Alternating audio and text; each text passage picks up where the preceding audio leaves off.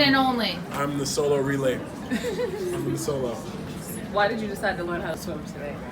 Honestly, it's as I said, I think earlier, but it's one of the most important things in life if you're able to, for one, hopefully I'll have kids one day and I'll be able to teach my kids, because I think the leading cause of death in kids under the age of 10 or so, and then also as something that's a vital life skill.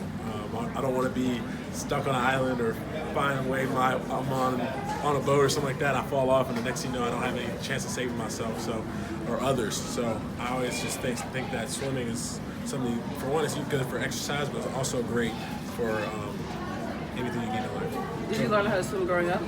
My mom put me in lessons. I wasn't the most excited because I was like nervous of being in the water. I was one of those kids that was always scared of like what was under the water and also of drowning. So like I always was hesitant, but like as I grew up and got older, I kind of understood how important it was.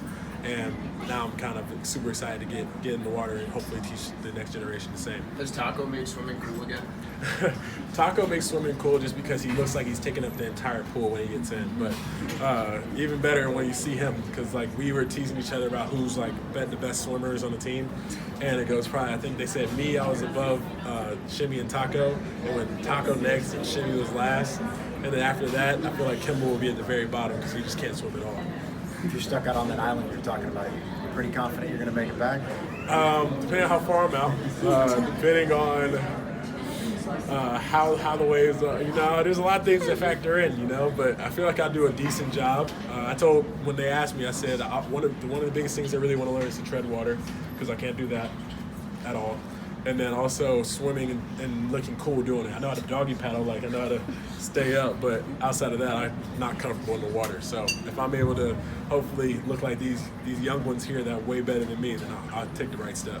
NBA players are so athletic.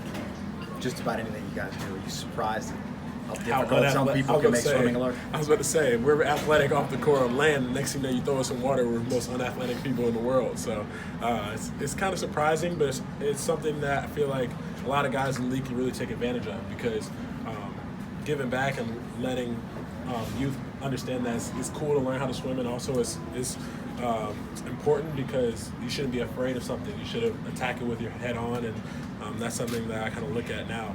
Granted, a setting like this, can you pick the brains of some of these Olympic swimmers competitively, athletically, try to learn some things about training, or maybe even beyond that, some of the kids, what can you pick up from them? For sure. You look at, for one, Olympians and swimmers, they have some of the best bodies in sports just because of how committed they are not only to their nutrition, but also how much time they spend in their craft.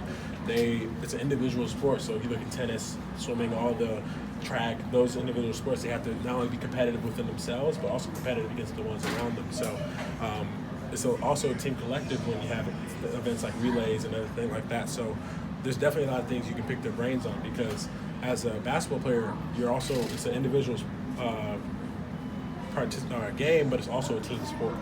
So you have to not only work on your craft yourself, but you have to be able to cooperate with others. So they do that way more than we do, because they spend their life in the water, and just like we spend our life off. A little bit of challenge for you guys. I think it was like 9 games in 14 days. Can the run that you guys are on, now 6 of 8, can that shake the team's confidence? I feel like we're confident in each other. That's the biggest thing, because you're bound to drop a couple games this year in the season. Every team goes through a stretch where they may not necessarily be performing the way they expected. But with our team, we hold each other to a high standard, and we're accountable with each other. And we're also just honest, understanding that if we play the game the right way, like if you look at each of those games, we came back and we lost by 2 or 3 because of how intense we played, how competitive we were.